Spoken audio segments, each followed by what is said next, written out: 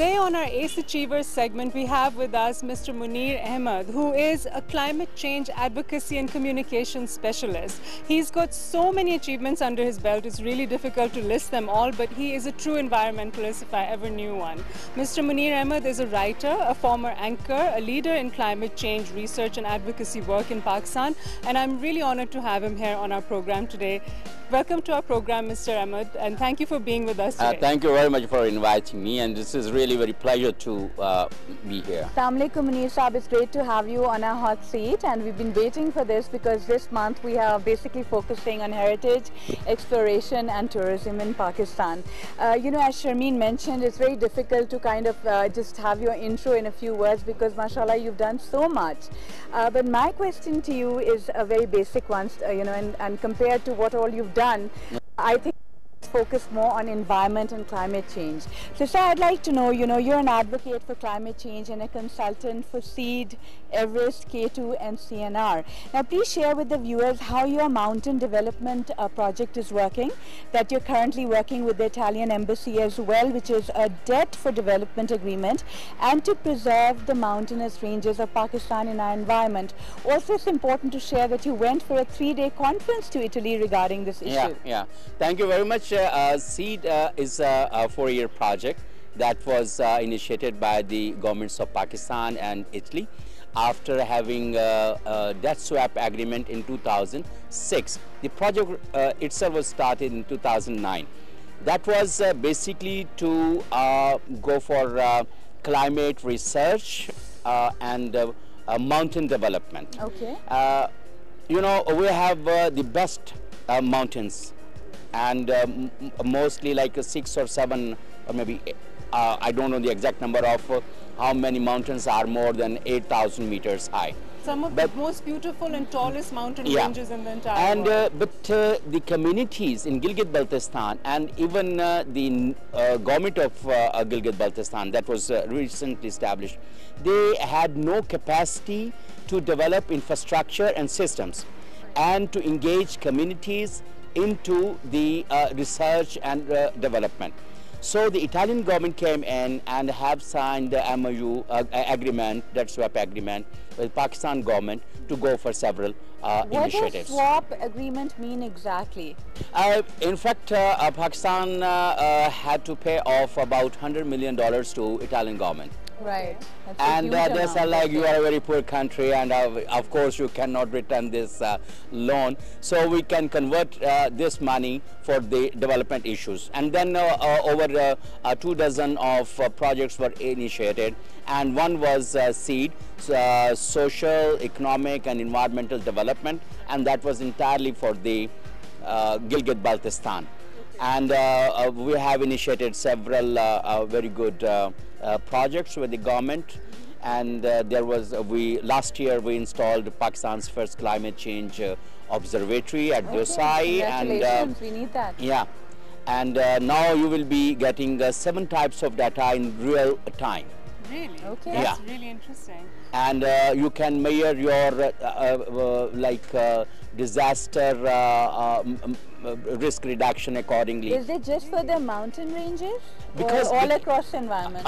No, this was like just to measure the 7 types of data around Dosai, because so if you get like good data, what is the humidity rate and what is the pollution rate, what is the carbon rate, so accordingly you know like what would be happening at the highlands and what would be the ratio of the glacier melting, so that accordingly you plan downstream that like because it also helps you in determining the floods situation, because you can predict, okay, this kind of situation is happening there and data says this and it could do something like this.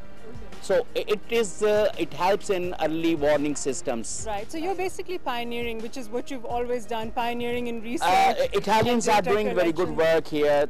Some of that is really pioneering. And the first climate change observatory is, I think, would help us to understand the indicators and develop our measures accordingly. Well, hats off to the Italian government. Thank you very much. Exactly. You were the first ever designated environmental reporter in PTV in 1991. Yeah. Now, at that time, nobody even knew what the word The environment the was spelling of in the environment. Pakistan. Exactly. Because I remember it was very difficult to explain to people. Even much later, when I went abroad to study environmental science, it was very difficult to explain to people the subject I was going to be studying, environmental science. How do you translate that into Urdu? So how did you end up doing that, and then your whole journey towards becoming such a advocate in the environment till now?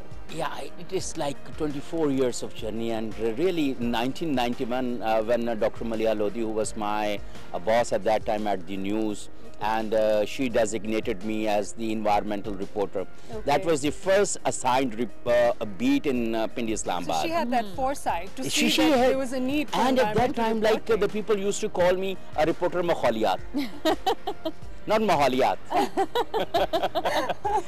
Which means humor, viewers. For those of you who don't understand, it means humor. They didn't take it seriously because at that time they didn't understand the gravity of the problem, because it's always been a huge problem. Like I was but we're unaware in Pakistan about it. Yeah, Sharmeen, I was my prime beat was art and culture and literature. Okay.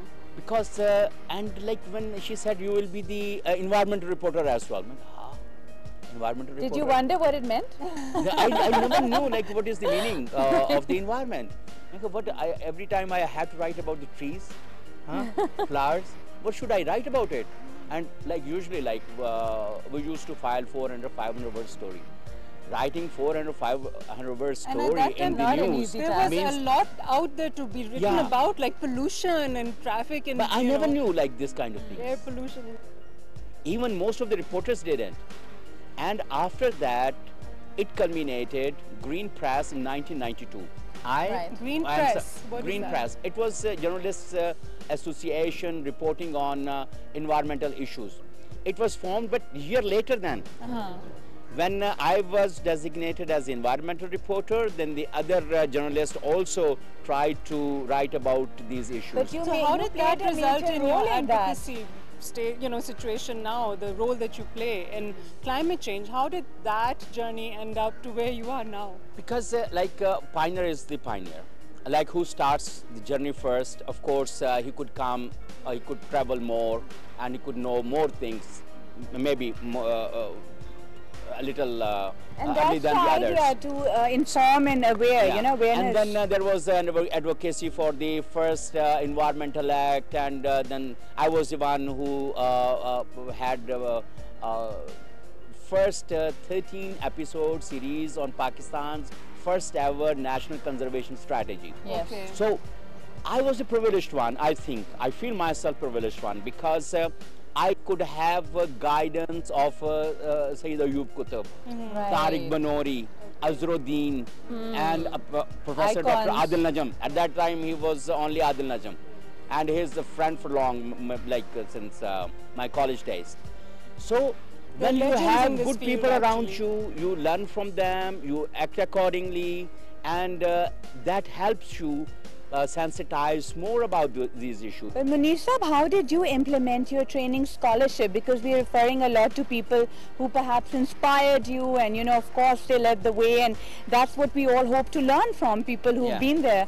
But you know, towards depleting resources in mountains, you and I have had this conversation in the past over tea one time as well, if I recall, and you were discussing that, you know, there's a lot of issues that need to be actually catered to and taken care of. Now, what exactly is it that your scholarships and trainings abroad and in Pakistan, you know, how did you put, you know, your bit in towards helping this cause? Look, whatever education you have, whatever training you have, it always helps you culminate certain results. So I got my first scholarship in 1998. That was Leadership for Environment and Development. That was a 2-year series of trainings on different issues, from air pollution to water pollution to solid waste management, industrial waste management, and trade and economies, and so many, like, and how environmental degradation contribute to the poverty, and how it contributes to like decline in the economy in general. So like And of course health, you've written a lot about that. Yeah, health and who are the most and overall quality of life, everything is affected by the environment. Yeah, it is, of course it is. So that knowledge that I gained through international trainings and national trainings, that helped me to write about these issues, to assess the real time, like the real grassroots realities. And then I could help them. You helped 100+ journalists actually in this field as well. Yeah. So you've basically opened up, expanded their own thinking in this particular field. You know, as far as the northern areas are concerned, because that's the focus of these few episodes that we have on our show, because you know, tourist season is coming up and the mountain regions are so beautiful, they attract people, and you're such an expert on climate change and all there. Do you recognize any one particular area that's threatened or it's in danger that needs immediate call to attention? Like you're talking about glacier melts, and we know that the snow line is receding in certain areas. Yeah. Is there any particular area which you feel is very vulnerable right now? Believe me, our entire glaciers are threatened because of two reasons. One, like increasing carbon emissions, that we don't bother about our carbon emissions. And secondly, the carbon sinks are depleting. We are cutting our trees on the highlands indiscriminately. And we don't find any political commitment for the forest conservation. The highland forests, and that's the main protection. Very important. That's the best protection, right, for the northern areas, is to maintain forests. And because we have policies, but mostly we don't implement those policies. Because it has to be implemented by the rulers. And that's the livelihood and the economy of that area and of Pakistan as well. They are more interested, badly. they are those who are ruling the regions, they are more interested to make money. And mostly the influential people, they are in the government.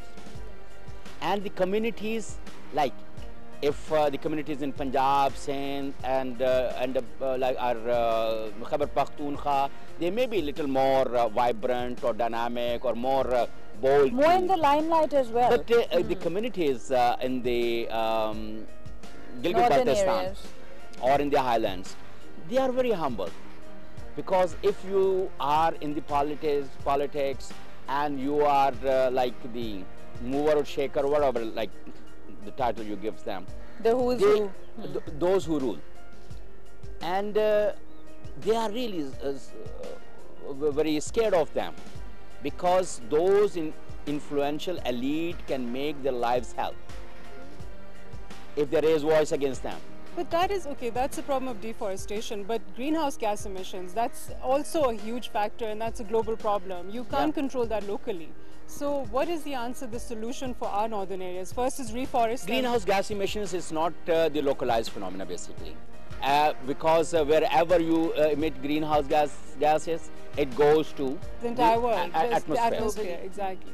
Right, and even like if you chop off trees from the mountains, the highlands, the impact of the greenhouse gas emissions would become more. And that's why like the snow line is shifting upwards.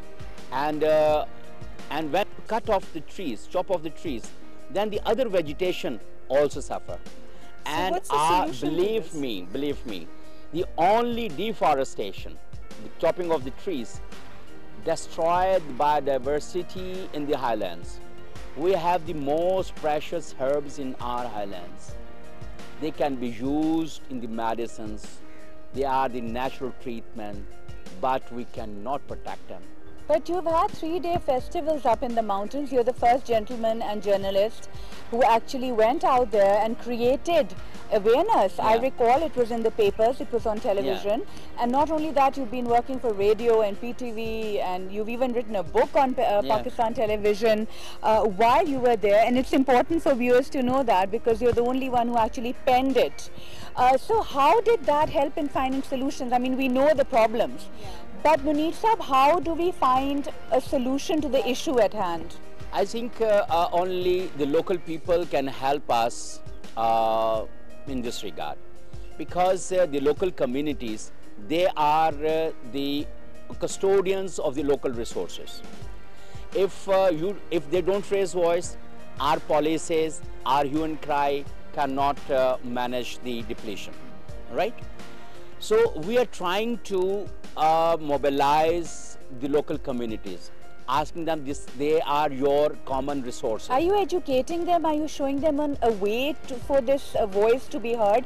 Because as you mentioned, they're not educated enough. How do they fight the higher powers? They cannot, but we are giving them backup.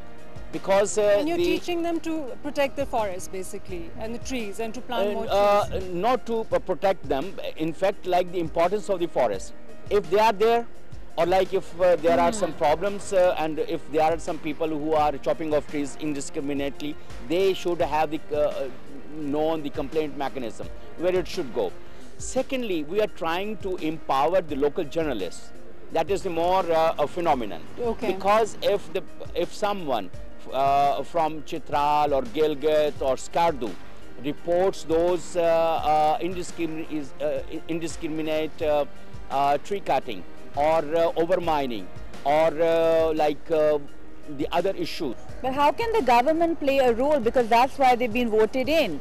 I mean, it is after all the role of not just you and us and the people living out there, but somebody to actually go and organize a forum or a committee to go and actually empower these people. Is the government doing anything? We have, under the SEED project, we have developed several combination of international and local expertise. We have engaged the local organizations in. We are empowering them with equipment, with strategies, with capacity building, and linking them all together to strengthen their voice as one. Okay. Against so there's collaboration now. Collaboration. But the locals also use the forest, the trees and all for firewood. So how do you prevent that from happening? Because what energy source can you give them other than that is the only, like if you can provide them LNG, if you can provide them the alternate fuel, then they will not chop off trees. So that is also the government's responsibility. Even if they chop off trees and they cut trees for their fuel consumption, I think it is not the major part of the deforestation. It could be a very meager thing. But the timber mafia, with the connivance with the political elite and the rulers, that is most dangerous. Like when they chop off trees and the loads of trucks go down. So how can we help in that? Involved in stopping this degradation from happening? How can the ordinary citizen get involved in this? Can you give us three top tips? Sorry to interrupt, but because time's running out, are there 3 tips you can give us in regard to this question? There is one, like communities should be interconnected with each other.